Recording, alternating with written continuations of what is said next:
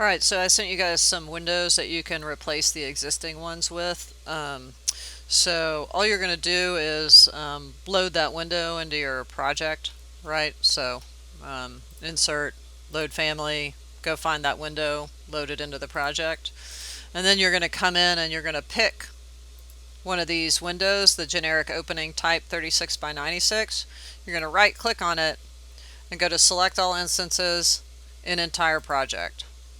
And you should get 34 of them. I don't know unless you've added or subtracted. And so once you get all of those picked, you can come to this pull down, and I gave you the fixed simple, and there's a 36 by 96 under that. And if you select it, right, and now you come and zoom in, you're getting like a little frame in that window now, right? So it frames that out. You can do the same things for the ones below. If I select that, right click on it, select all instances and entire project, go to the pull down and go to the fix simple, and you can go to 36 by 48, right, and it'll flip those guys out too.